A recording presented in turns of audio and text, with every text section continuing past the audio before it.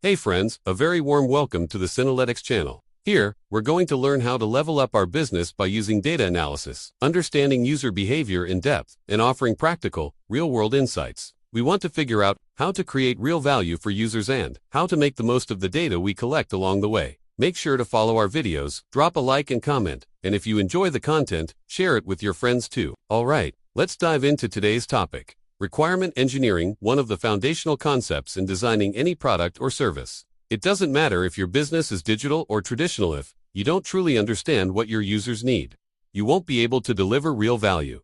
Today, I want to introduce one of the most important tools on this journey, user behavior analysis. This method helps you understand exactly what your users want, what matters most to them, and how you can meet their needs in the best possible way. At this stage, we explore and categorize users, mental models, behaviors, and the paths they take while interacting with your system. Our goal, to identify and design what actually helps them. Users are often categorized by factors such as age, gender, location, profession, level of digital literacy, physical or cognitive abilities, and even their access to technology. Now imagine you have an app with both mobile and web versions. User behavior analysis becomes incredibly important here. Why? Here are a few examples. A user might not be able to complete a purchase because the mobile checkout page isn't functioning properly. Some users might struggle with the system due to language barriers or accessibility issues. Or maybe you think a certain group is your target audience, but in reality, a completely different group is actually using your product. So, a thorough analysis of user behavior helps you understand, is your system truly aligned with the user's needs? How can you optimize the user experience to address those needs more precisely?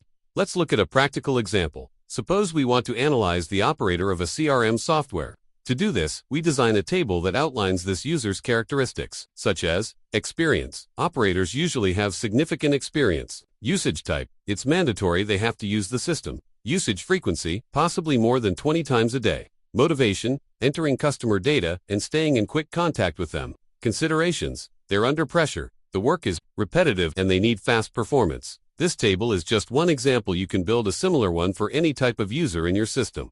What comes next? A very important phase. Modeling user goals. For example, the CRM operator wants to enter customer info and follow up at the right time. That's a broad goal, which we break down into sub-goals and specific tasks.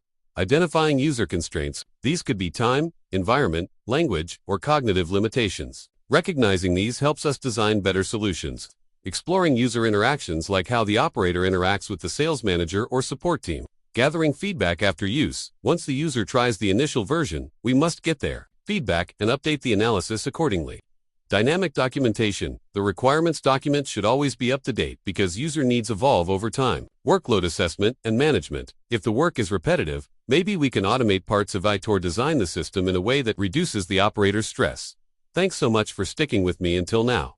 Today, we walked through a real example of user needs analysis, from behavior insights to user profiles, goal modeling, and constraint analysis. Very soon, I'll show you practical examples of scenario design, wireframing, prototyping, and more. Don't forget to turn on channel notifications so you won't miss the next videos. Thanks again for being here.